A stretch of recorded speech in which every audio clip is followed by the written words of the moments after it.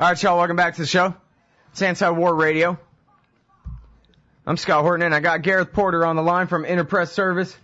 He's an independent historian and journalist. We rerun virtually everything he writes, with very few exceptions, copyrights and stuff. But pretty much all of it is at original.antiwar.com/Porter. Welcome back to the show. Welcome back to America from wherever the hell you've been in the world. Thanks very much, Scott. Good to be on your show again. Well, I'm very happy to have you here. I missed you.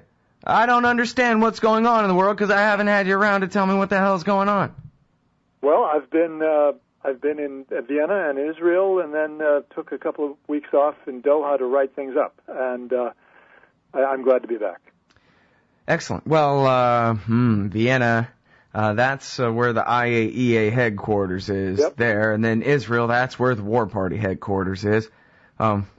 Let's get to that in a second. I want to start with the thing that I most want to understand, which is whether Barack Obama actually means to make a deal with the Iranians at all, or whether he's just checking off the last thing. Because it seems like on one hand he's saying, I'm very roughly, terribly paraphrasing, if only you would accept the additional protocol, we'll go ahead and let you enrich uranium and it'll be all right. Give up your 20%, something like that, maybe the basis of a deal. But on the other hand, they're also making demands they couldn't, like close down Fordo, and that kind of thing. And they're saying, but this is your last chance and the window is closing. So they're kind of painting themselves into a corner, it seems like. They want to have a conflict, but then, of course, there's all these counter indications, like all the effort Obama just went through to not have a war in the last few weeks. Yeah, as always, Scott, it's very difficult to disentangle the public politics from the actual negotiating position of the U.S. government. That's because, for one thing, clearly Obama is, in fact, using leaks to the press to buttress his case politically to the right-wing Republicans and to the Israelis that he's got Israel's back. And that, I think, is at least a large part of why you're reading in the news media, particularly the New York Times, of course, that Obama intends to demand the closing of Fordo enrichment facility. In fact, its dismantlement. That I think is everyone knows in Washington that that's a non-starter. At least those people who are certifiably sane, rather than just completely insane. And so I think that there is, in fact, a distinction here between what the Obama administration is leaking to the press about its negotiating position going into these talks, and what it, in fact, intends, ultimately at least, to propose to the Iranians. Now, that does not mean that the Obama administration will not present in these talks a demand for the dismantlement of Fordo. I think they probably will. But, this reminds me very much of a historical precedent for putting on the table a negotiating demand that the U.S. negotiator knew full well that it would be rejected and intended to follow up with a plan B, a set of more moderate, if you will, demands to the adversary. And I'm thinking here of the November 1972 negotiations between Henry Kissinger and the North Vietnamese, when Kissinger put on the table a set of demands that were given to him by the puppet regime of the United States in South Vietnam, the Thieu regime, that Kissinger put on the table knowing full well he'd have to take them back shortly after that. And that's exactly what happened, in fact. He did, in fact, take back those demands and put on the table a set of more moderate demands, which made it possible, ultimately, for the United States to reach an agreement with North Vietnam. I think the same thing is happening here, that the Obama administration is mollifying Israel and the right wing in this country by putting that demand on the table. Now, I have to say that it is a risk for the United States to do that, because it's not clear how the Iranians will react. Will they view this, in fact, as confirmation that Obama is simply a shill for the Israelis and say there's no point in continuing with this? We know that in 2005, the EU put on the table a clearly unacceptable set of demands and an unacceptable set of incentives, and the Iranians stopped the negotiations. They said there's no point in going on with this. Mm-hmm. The EU officials say, well, they didn't intend for this to be the final position they would take, but it was too late. I mean, they put on the table something that was so clearly unacceptable that the Iranians withdrew from negotiations. I think that the Iranians are not likely to do that, but that is, in fact, a finite risk that the Obama administration is taking. Well, the thing is, more than close down Fordo, because you're right, that's the kind of thing that you can take back and say, okay, well, but you just have to have lots and lots of cameras in it or whatever. Find an alternative position on that same kind of issue or whatever. But the thing that seems the most dangerous to me is, as Sheldon Richmond pointed out, Obama says no more of this loose talk of war, but he's got his Secretary of State out there and all of her loose talk of the window closing. And in fact, the president himself says this is your last chance. And that to me is the harder thing to go back on. So what if they don't strike a deal right now? What if the Joint Special Operations Command and the Israelis use their Jandala or Mujahideen cult terrorists to blow up the Ayatollah's niece and screw up everything? And then what? Last chance, window closed or not? What? Well, I think you're right to certainly point to the danger of unanticipated moves that could trigger a process of escalation. I think that's always a danger, and that is the kind of dangerous game that Obama has gotten himself into by his trying to mollify Israel and the hawks in this country. No question about it. Well, it seems like the opposite, best I could tell, the opposite would be to really make a deal and say, come on, guys, you take the additional protocol, go ahead and ratify it like you really mean it, and we'll promise not to bomb you, and we'll talk the Israelis down, and we'll keep everything at, 3.6% enriched to U-235, whatever, and make a deal and go into his election saying, look at what a great peacemaker I am and all that kind of thing. But I'm not seeing that in the cards at all. All I'm seeing is still this stumbling into inevitability of full-scale conflict. I think he still is stumbling, but I do think that this talk about the window closing has to be taken with something of a grain of salt, because I mean this is all part of his strategy is clearly to try to put pressure on Iran, and you really have to discount the very high percentage of that kind of talk. I would say discount all of it.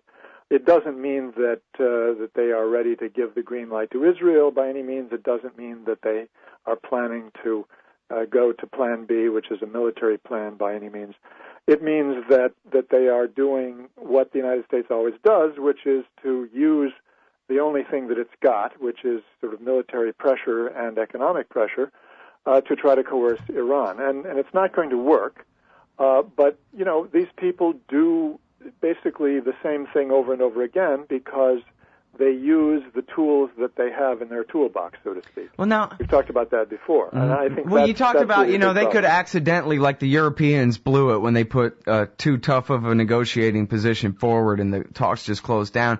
But what about, the 1999 example where Madeleine Albright said unconditional surrender and called it the Rambouillet Peace Accord, and he refused to sign our peace accord, she said. And but it included, NATO can occupy every square inch of his country, including his house, whatever. Yeah. And so it was meant to be refused. It was meant to simply be something to check off the list. Are you sure that's not what they're doing here? Is just to say, hey, look, he refuses our good graces? I don't think consciously that is the intention. I think that, again, he's playing with fire, and I think that's a serious issue. All right, well, I'm sorry. We'll have to hold until the other side of this break. It's the great Gareth Porter, Interpress Service, IPSnews.net, original.antiwar.com/Porter. All right, y'all, welcome back to Anti-War Radio. I'm Scott Horton. On the line, I got Gareth Porter from Interpress Service. And I have a error to correct. Just a minute ago, I was telling the story about when I first met Gareth and started interviewing him on this radio show. It was January 2007, the beginning of Fat Neck Fred Kagan and his co-conspirators' surge in Iraq. And I called it January 2006. I said, yeah, and then we knew in November and December of 2006 this is what was going to happen. And then in January of 2006, no, 2007, Bush gave his big announcement, and Gareth Porter came on the show and explained that Condoleezza Rice tells the Fox News audience, yeah, we're going to bomb them, yeah. And then she tells the State Department, weenie, actual press corps at Foggy Bottom, nah, we're not going to bomb them. If we do, maybe in the summer, but probably not then. Oh, okay, good. And we all started 2007, nervous for a minute, and then breathing the sigh of relief because Gareth Porter came to our rescue. It sounds like that's what's going on here now, as you're telling me to chill out. Well, I think there is a little bit of a similarity in the two situations. Yes, but I'm astonished that you remember the detail of that interview. That's really amazing that you. Well, that was when I first met you, and I was like, hey, this guy's all right because he knows he's clearly paying attention to every important fact, but he even noticed the State Department briefing that I didn't, and the important part of it that I would have never figured out. So, well, look, the thing that I would want to make sure we raise in this interview before we finish is that what I learned in Israel on my 9-day trip there, I think is really quite interesting and very much changed my view of the degree of danger that we have to attribute to the Netanyahu government. I interviewed a couple of the, so I would say, leading figures in the former national security officials category in Israel. One was the father of the Israeli anti-missile system, Uzi Rubin, a retired brigadier general who was head of the anti-missile defense program for almost a decade, from 1991 to 1999, and then served on the National Security Council of Israel after he finished that job. And I also interviewed Yossi Alfer, who is a former Mossad intelligence analyst official, and later head of the Jaffe Center of National Security Studies at Tel Aviv University, which is certainly one of the leading centers analyzing Israeli national security issues. And they both had the same view in interviews with me, which is that the reason that you have not heard more an outcry more from former national security officials in Israel in recent months as the drumbeat of war increased is that they do not, in fact, believe Netanyahu is serious. They think he's bluffing. And they have been very concerned about, and many of these officials certainly have been very concerned about the idea of attacking Iran, which they think would be a complete disaster for Israel for all kinds of reasons.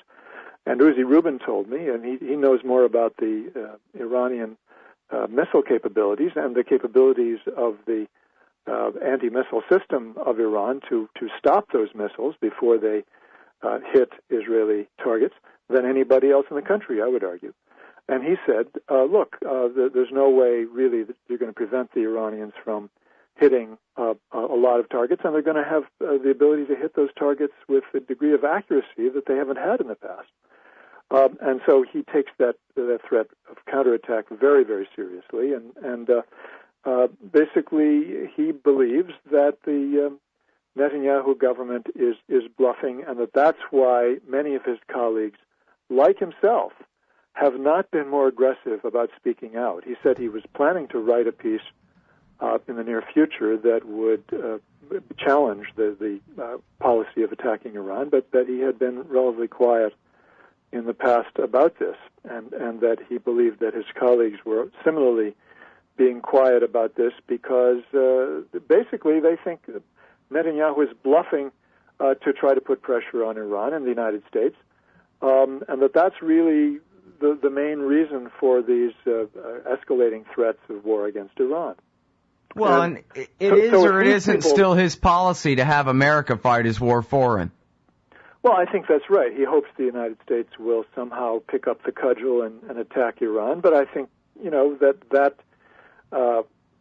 that hope is really one that is not based on any confidence that it's going to happen. I think that he hopes that maybe during a presidential election campaign that the pressure will grow so intense that Obama will change his mind. But I have to say that I think that's increasingly unrealistic. It appears increasingly unrealistic, even in Israel.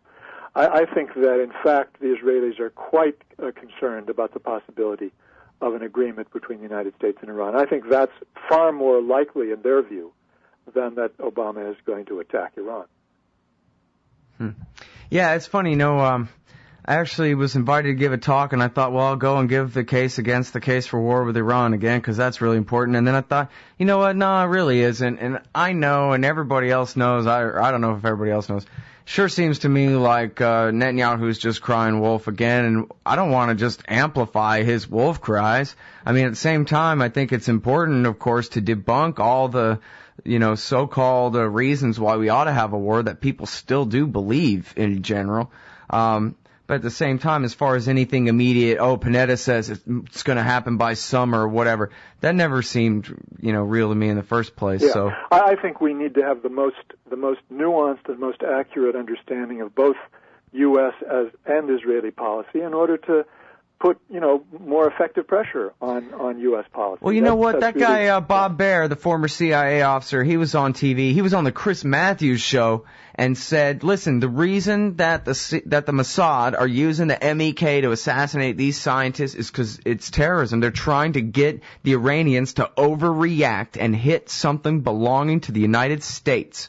And then that will cause us to get into a war. That's what's going on there. They're trying to bait us into the damn thing. And poor Chris Matthews couldn't quite say, you're not allowed to talk about that on my show, man. But anyway. Yeah, I agree with that. Of course, I've been saying that for quite a while. That is precisely the Israeli. So that's pretty strategy. bold, though. Yeah. But then again, we have Seymour Hersh has just come out with his new piece about how Larissa was right all along that not the CIA but the JSOC were running MEK inside Iran, and the way I read it anyway, I didn't get a chance to interview him on the show about it, but the way I read the piece is he says, if Mossad is using, or when Mossad is using MEK inside Iran to kill people, they're working with the Americans. It's a joint project the whole time. It's American intelligence picking their targets for them and everything else. So who's trying to bait who into what war? I have to tell you, I don't think that CIA is picking targets for Mossad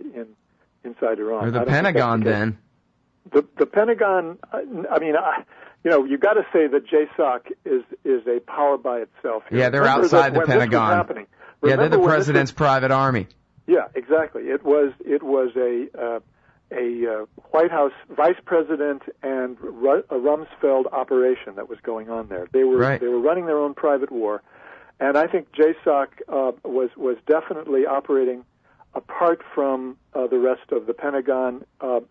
Certainly the Pentagon after Rumsfeld. Okay, I mean, I think once Rumsfeld was gone, you had a much different situation. So, and that's why, in fact, you'll notice that the training of the MEK people ended in 2007, precisely when Rumsfeld left the Pentagon. Well, yeah, and in fact, Hersh told us a year ago that it was JSOC who were actually on the ground in Iran debunking the case for war and sort of showing that, yeah, apparently there really is nothing going on that we don't already know about. Well, definitely, I think the situation has changed quite dramatically in terms of the fact that the Israelis are really operating on their own here. In terms of hitting both assassination and the whatever they're doing. I don't know how they're doing it. I wish I could understand what they're doing to carry out covert operations that result in explosions on military bases in Iran. But certainly I think that is something that neither the CIA nor the Pentagon is now involved in. All right. Well, so I guess in 1 minute, do you have an optimistic a view of the upcoming P5 thing? You think it's going to go anywhere at all? I think the chances are greater that the U.S. will again flub the opportunity to reach an agreement than they are that they will be able to do so. I mean, just kick the can down the road again. Yeah, the weight of history, culture, and vested interests on the part of the national security state, I think, are greater than the desire of Obama to reach an agreement. That is at least the way it's operated in the past. I hope I'm wrong, but I'm afraid that we're going to be disappointed once again.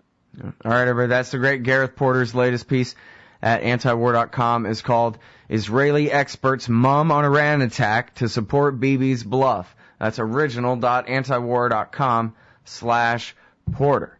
And we'll talk to you again soon. Thanks again. Thank you, Scott. Bye-bye.